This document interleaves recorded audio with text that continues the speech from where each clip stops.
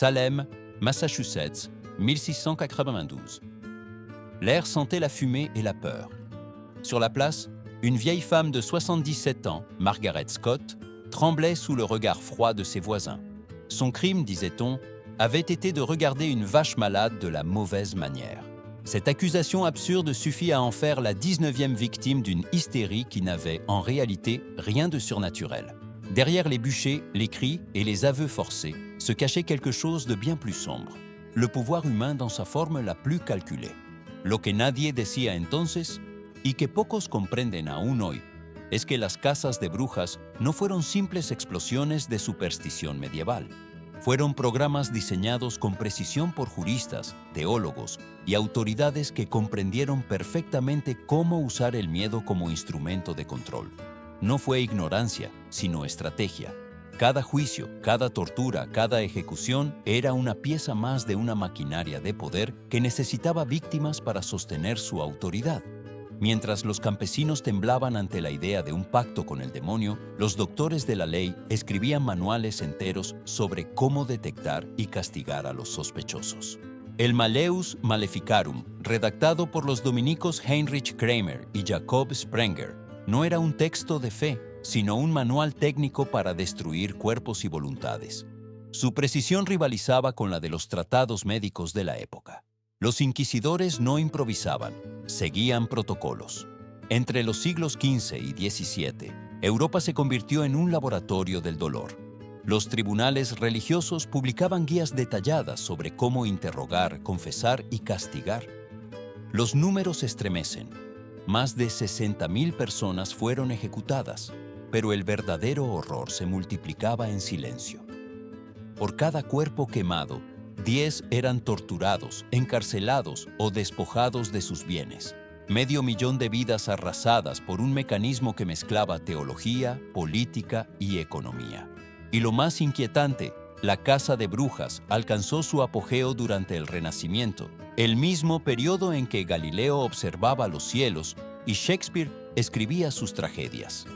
Mientras las cúpulas de las iglesias se llenaban de frescos y las mentes humanas se abrían a la razón, otros sabios diseñaban las herramientas más refinadas para quebrar huesos y voluntades.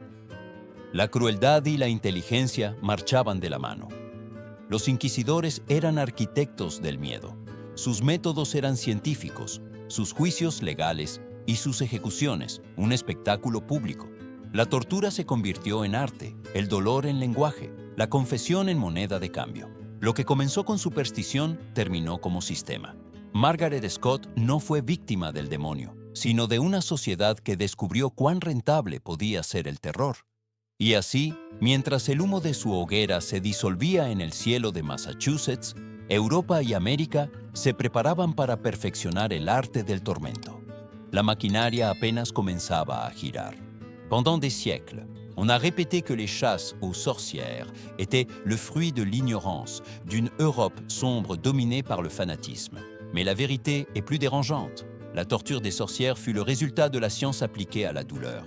Les bourreaux de l'époque n'étaient pas des monstres anonymes, mais des hommes cultivés, formés dans les universités, titulaires de doctorats en théologie et en droit. C'étaient des érudits qui avaient lu Aristote, qui connaissaient le latin, qui discutaient de géométrie et d'astronomie, et qui utilisaient ce même savoir pour concevoir la souffrance avec une précision chirurgicale. Dans les tribunaux de l'Inquisition, les procédures étaient enregistrées avec la même rigueur qu'aujourd'hui on rédige des traités médicaux.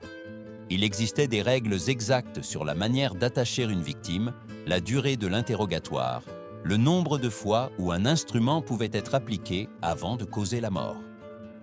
La cruauté était mesurée, dosée, justifiée. Le corps humain est devenu un objet d'étude, un champ d'expérimentation où la théologie se mêlait à l'anatomie. Le Malleus Maleficarum, publié en 1487, fut la Bible du tourment. Dans ces pages, Heinrich Kramer et Jacob Sprenger expliquaient comment identifier, interroger et détruire les prétendues servantes du diable. Sa structure rappelait un manuel d'ingénierie, hypothèse, observation, conclusion. Mais son but était autre, offrir au juge un guide qui transformerait la foi en instrument de répression.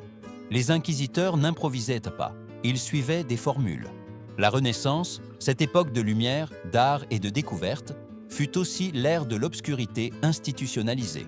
Pendant que Léonard de Vinci étudiait le corps humain pour comprendre sa perfection, d'autres utilisaient ce même savoir pour trouver les points où la douleur pouvait être prolongée sans causer la mort. La science du corps devint la science de la torture. Les mêmes principes qui permettaient tôt de peindre une fresque ou de construire un dôme s'appliquaient à la conception des chevalets, des fers et des chaînes.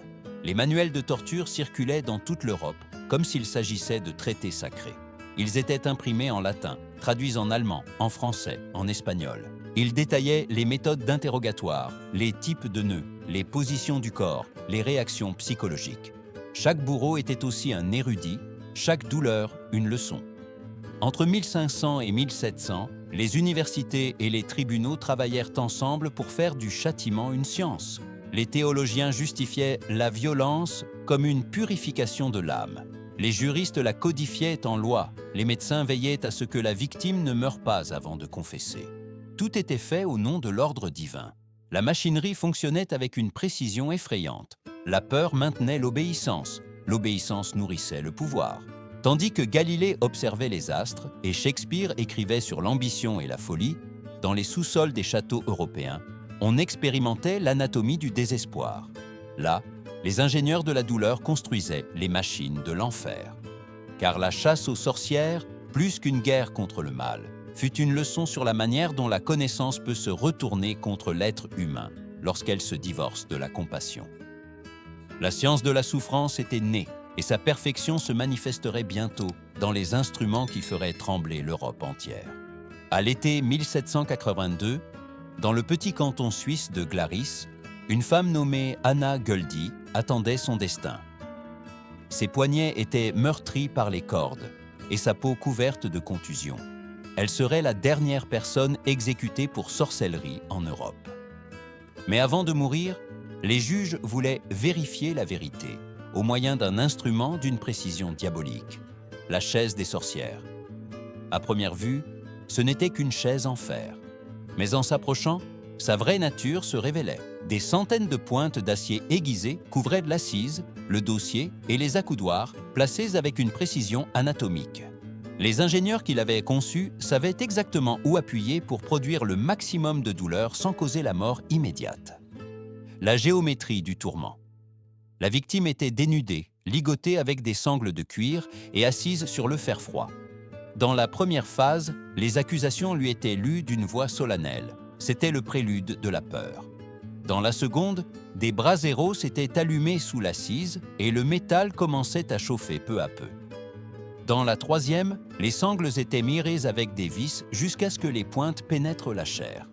Tout était fait en suivant un protocole méticuleux, comme s'il s'agissait d'une expérience scientifique. Le but n'était pas de tuer, mais de briser la volonté. Chaque mot de l'interrogateur était calculé pour offrir une issue. Confesse, et tout s'arrêtera. La confession devenait la seule logique possible. Ce n'était pas une lutte entre le bien et le mal, mais entre la résistance humaine et une machine conçue pour la détruire. Les inquisiteurs appelèrent la chaise « instrument de révélation divine ». Le père Friedrich Förner, un prêtre de Bamberg, la décrivait comme un moyen sacré de purifier l'âme par la souffrance. En réalité, c'était l'expression la plus pure du sadisme déguisé en foi. Les théologiens donnaient une légitimité spirituelle à une technologie de destruction. Mais le plus terrifiant était la bureaucratie qui accompagnait le tourment. Chaque séance était consignée dans des documents officiels. La durée, les réactions du corps, les phrases prononcées, les noms mentionnés. Ces rapports étaient archivés et partagés entre les tribunaux de toute l'Europe. La torture avait son dossier, son sceau et sa signature. C'était l'administration de l'horreur. Le prince-évêque Julius Echter von Mespelbrunn utilisa la chaise pour obtenir des confessions qui justifiaient des exécutions massives et des confiscations millionnaires.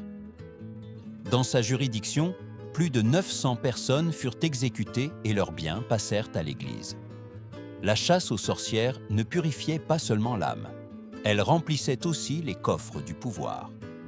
Les châteaux allemands conservent encore des vestiges de ces chambres, conçues spécifiquement pour l'utilisation de la chaise. Elles possédaient des drains pour le sang, une ventilation pour la fumée, des crochets pour les instruments. Rien n'était improvisé, tout était ingénierie.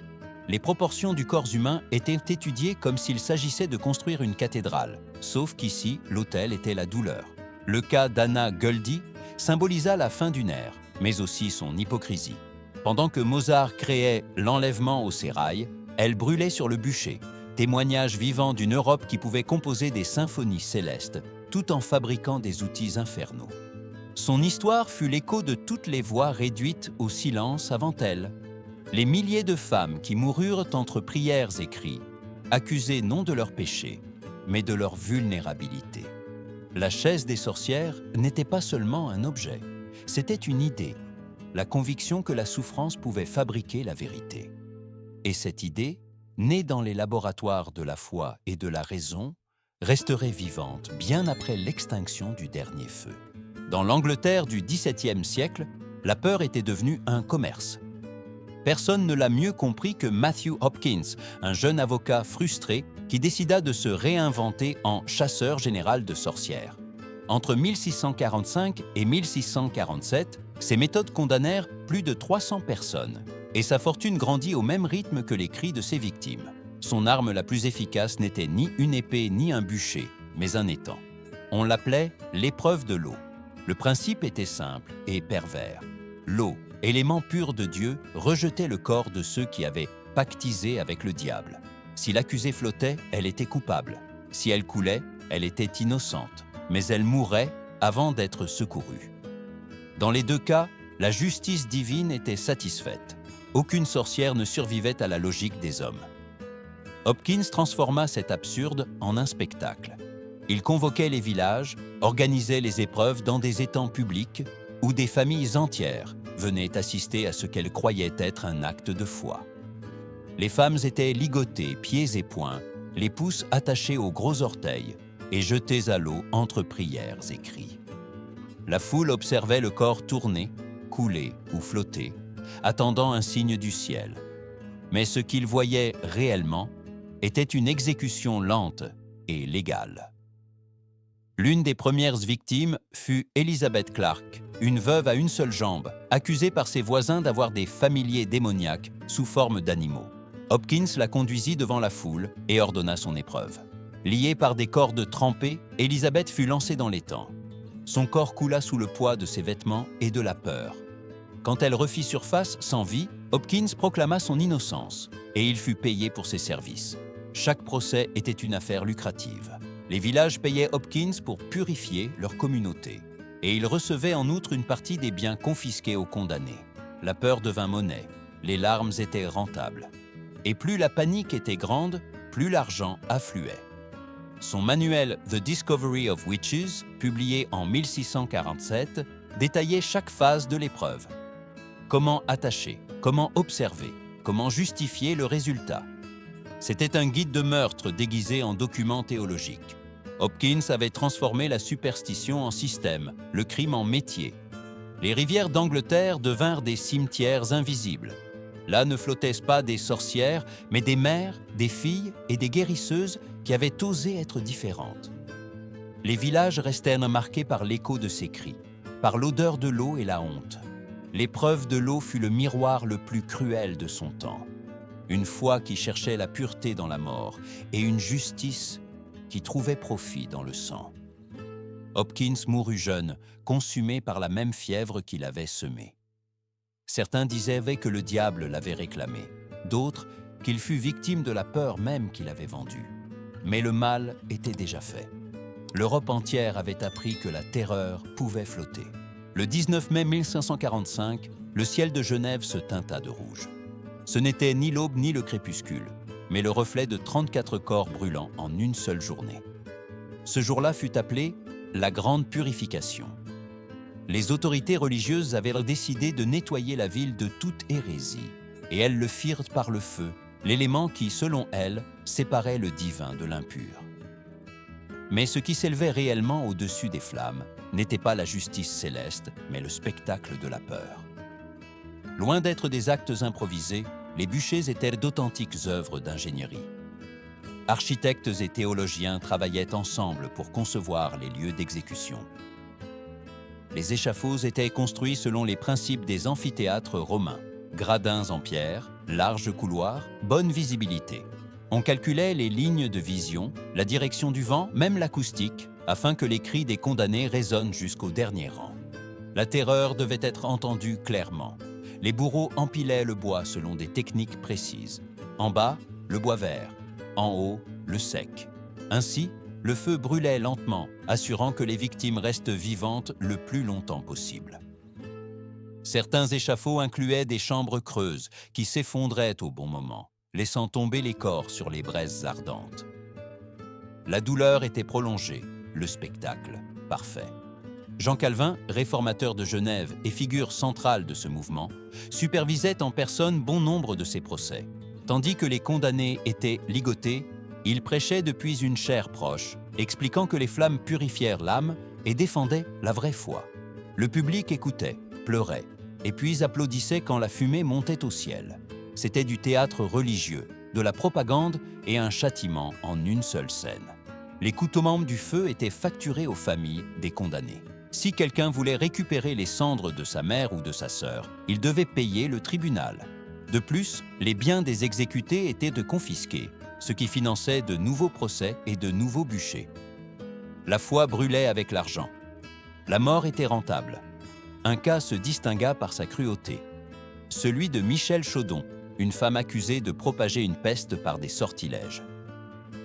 Pendant des semaines, elle fut torturée jusqu'à confesser l'impossible, avoir nourri le diable avec son propre sang. Le jour de son exécution, des milliers de personnes affluèrent des villages voisins. Des vendeurs ambulants offraient du vin et du pain. La mort était devenue une foire. Pierre Dell'Ongre, magistrat français qui assista à la scène, écrivit ensuite « Nul n'eut une âme qui ne trembla, ni un esprit qui n'apprit le message. Obéir, c'est vivre. Douter, c'est brûler. » C'était le véritable but des flammes, éduquées par la terreur. Le feu de Genève fut exporté dans toute l'Europe protestante. Les plans des échafauds, les méthodes d'allumage et les prières préalables circulaient par lettres entre les autorités religieuses. Le bûcher devint un symbole d'ordre, un instrument de gouvernement. Les flammes ne consumaient pas seulement les corps, elles modelaient les consciences. Chaque étincelle était une leçon d'obéissance. Et lorsque le dernier gémissement se perdait parmi les cloches de la cathédrale, ce qui restait n'était pas le silence, mais la certitude que Dieu, ou du moins ceux qui parlaient en son nom, avaient le droit de brûler le monde pour conserver son pouvoir. Tous les tourments ne cherchèrent pas la mort. Certains visèrent de quelque chose de pire, le silence. En Écosse, vers la fin du XVIe siècle, une femme nommée Agnès Sampson connut le prix de parler trop. Elle était sage-femme, guérisseuse, et possédait une connaissance ancestrale des herbes qui soignaient plus efficacement que les remèdes des clercs. Sa sagesse, cependant, éveilla les soupçons. Dans une société où la voix féminine était considérée comme dangereuse, son indépendance fut sa condamnation. Pendant les procès de North Berwick, Agnès fut accusée d'invoquer des tempêtes et de communiquer avec le diable. En réalité, son seul péché avait été de soigner sans la permission des hommes. Son châtiment ne consista ni en feu ni en fouet, mais en une invention de fer conçue pour détruire la dignité, la bride de la mégère. C'était un artefact terrifiant. Une cage métallique couvrait toute la tête, ajustée par des serrures. À l'intérieur, une plaque hérissée de pointes pressait la langue, perforant le tissu à chaque tentative de parler. Certaines versions incluaient des clochettes qui tintaient au moindre mouvement, annonçant la présence de la punie comme s'il s'agissait d'un animal. La femme devenait un spectacle, un avertissement vivant pour les autres. Agnès fut promenée dans les rues d'Édimbourg, entre le marché et l'église, sous les rires des hommes et les larmes silencieuses des femmes. Elle ne pouvait ni manger, ni boire, ni prononcer un mot. Son visage saignait, sa langue enflait, mais la punition devait durer des heures, voire des jours. Les théologiens disaient que la douleur nettoyait le mensonge. En réalité, ce qu'il purifiait, c'était la désobéissance. Le roi Jacques VII d'Écosse, auteur du traité Démonologie, supervisa personnellement bon nombre de ces châtiments. Dans ces pages, il justifia la torture comme instrument divin pour soumettre les sorcières et les charlatans. Sous son règne, parler hors de propos pouvait devenir un crime. les femmes qui débattaient, enseignaient ou soignaient étaient vues comme des menaces à l'ordre masculin. Et la bride fut leur bâillon. Les forgerons fabriquaient ces appareils avec une précision artisanale. Certains modèles portaient des gravures bibliques ou des symboles religieux, comme si la douleur avait besoin de décoration. Ils étaient vendus sur commande, adaptés au visage de chaque victime. C'était une industrie du silence. Agnès Samson mourut peu après, épuisée par l'humiliation et la fièvre. Mais son cas fit jurisprudence. La connaissance féminine, la médecine, la parole, l'intuition, fut condamnée à la clandestinité pendant des siècles. Les bûchers s'éteignirent, mais les bouches restèrent closes. Le véritable but de la bride n'était pas de punir une sorcière, mais d'avertir toutes les autres de ce qui se produisait lorsqu'une femme osait savoir, parler ou soigner. Ce fut le symbole le plus cruel d'une époque qui craignait plus la voix féminine que le diable lui-même. Dans les cachots de l'Inquisition espagnole, où l'écho de l'eau qui s'égouttait marquait le temps du désespoir, se dressait l'un des instruments les plus redoutés du monde, le chevalet. C'était une longue table en bois munie de cordes et de rouleaux. À première vue, elle ressemblait à un outil de charpentier, mais il suffisait de tourner une manivelle pour la transformer en une machine à démembrer les âmes. Le principe était simple et terrifiant. Le corps était attaché pieds et poings, et les rouleaux commençaient à tourner lentement, tendant les membres, jusqu'à ce que les articulations se disloquent une à une. Les bourreaux le faisaient avec une précision mathématique, appliquant une force suffisante pour provoquer le maximum de souffrance, sans causer la mort immédiate. C'était la science mise au service de l'enfer. Des médecins formés dans les universités supervisaient les séances pour éviter que la victime ne meure trop tôt. Chaque mouvement, chaque craquement d'os, chaque confession arrachée était enregistré. Les guides de torture incluaient des recommandations. Combien le corps pouvait supporter avant de se briser, quand s'arrêter pour que la douleur reste utile. La torture était devenue une science exacte. Le Malleus Maleficarum offrait des instructions détaillées sur son utilisation, le présentant comme une cure spirituelle pour les âmes malades. Les inquisiteurs croyaient que la douleur révélait la vérité, que la souffrance était une forme de purification. Ainsi, le chevalet devint autel et laboratoire, le lieu où la foi et l'anatomie se rencontraient pour fabriquer l'obéissance. L'un des noms les plus célèbres à avoir ressenti sa menace fut Galilée.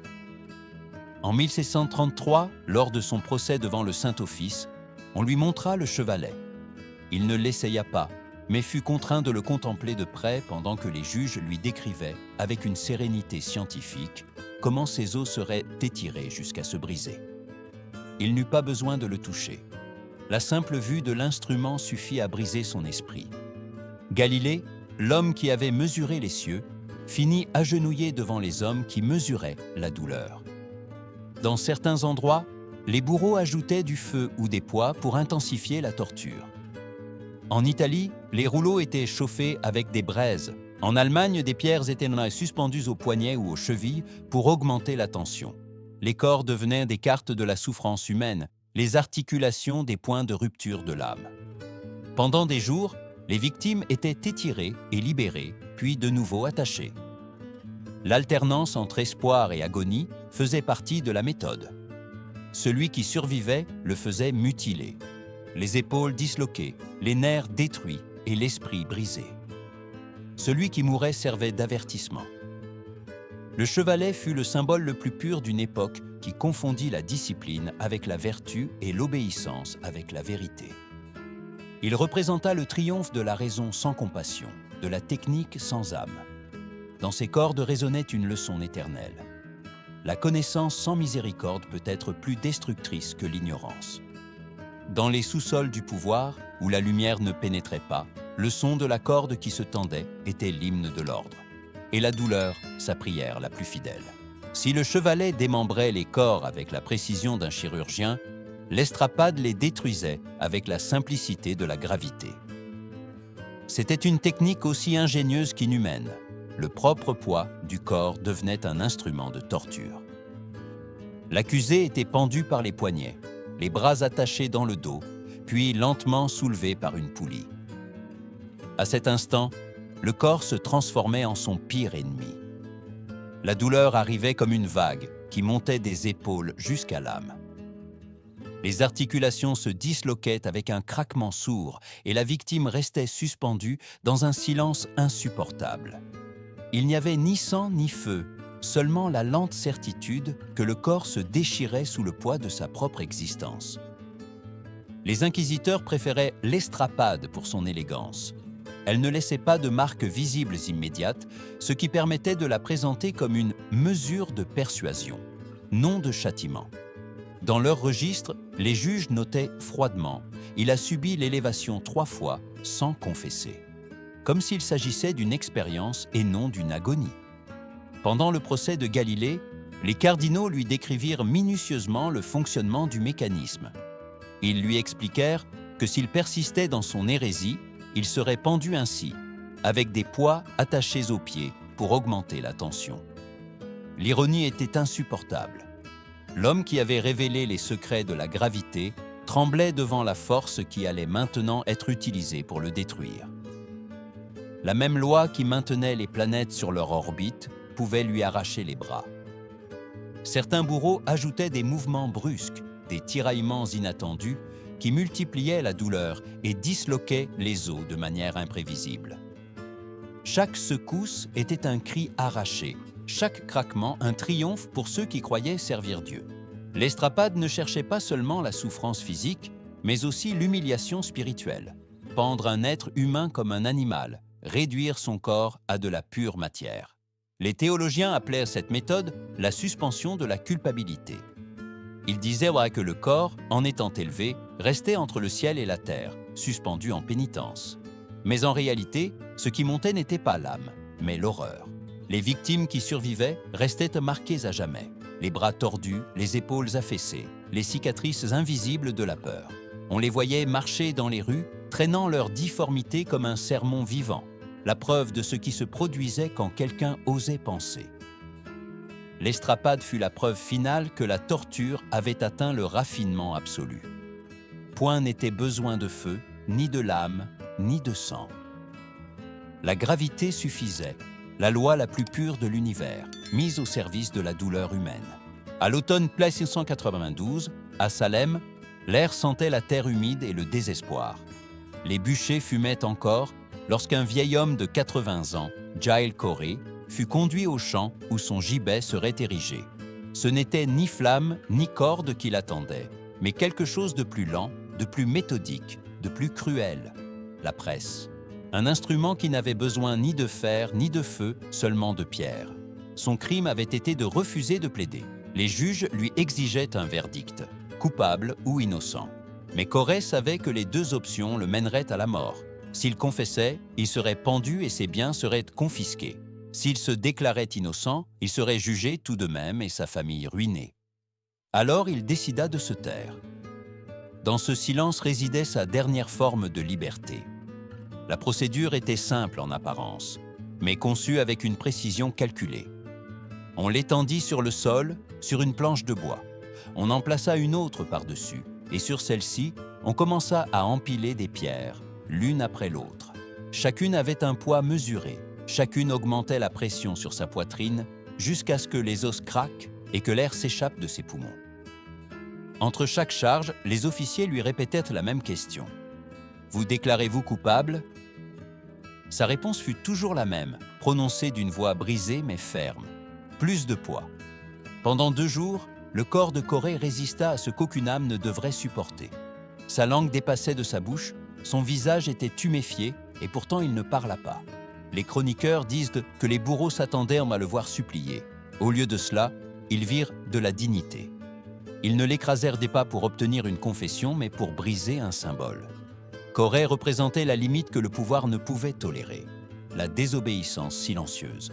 Le shérif George Corwin, qui supervisa l'exécution, enregistra chaque détail avec une précision bureaucratique. C'était un acte légal, pas une torture, selon les documents. Mais ce qui se passait réellement était une leçon publique. L'État montrait sa capacité à détruire le corps pour préserver la loi. Les pierres continuèrent à être empilées jusqu'à ce que le poids devienne insupportable. Quand le vieil homme expira son dernier souffle, son silence se transforma en un cri éternel. Son corps fut jeté dans une fosse anonyme, mais sa terre resta intacte. Grâce à sa résistance, sa famille put la conserver. Giles Corey mourut sans confesser, et par sa mort, il laissa un héritage que ni le feu ni les pierres ne purent effacer. Son nom se transforma en avertissement et en prière. La liberté peut être écrasée, mais non détruite. À Salem, on dit que les nuits d'orage, on entend encore une voix profonde parmi les tonnerres qui murmure la même chose qu'il dit ce jour-là. Plus de poids.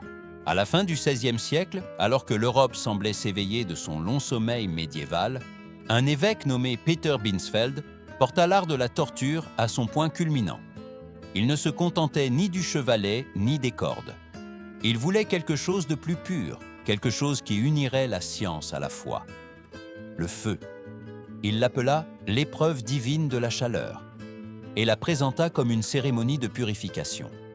Binsfeld, évêque de Trèves, ordonna l'exécution de plus de 1000 personnes entre 1581 et 1593. Sa méthode consistait à appliquer la chaleur de manière progressive, observant les réactions du corps comme s'il s'agissait de données d'une expérience. Au début, le métal n'était que tiède, puis rouge, finalement, incandescent.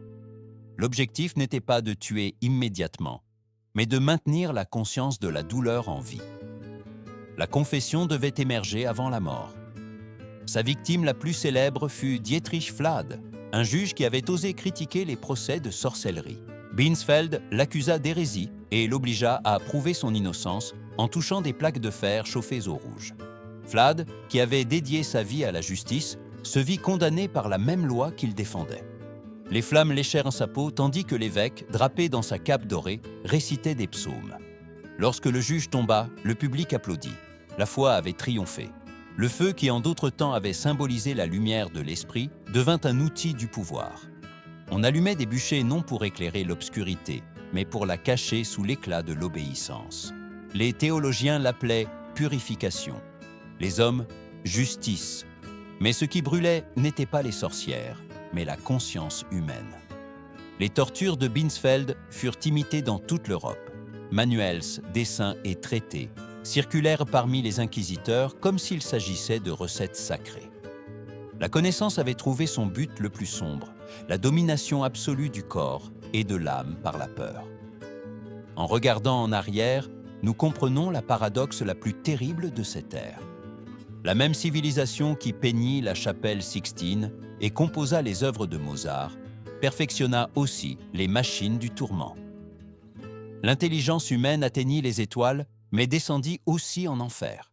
Car la Renaissance ne nous a pas seulement donné l'art et la science. Elle nous a montré, avec une clarté douloureuse, que la raison sans compassion peut être plus cruelle que la barbarie. Et peut-être est-ce là la leçon finale. La véritable obscurité ne vient pas de l'ignorance, mais du savoir qui a oublié l'âme. Ainsi se termina la chasse aux sorcières, non par le cri des victimes, mais par le silence coupable de ceux qui en savaient trop.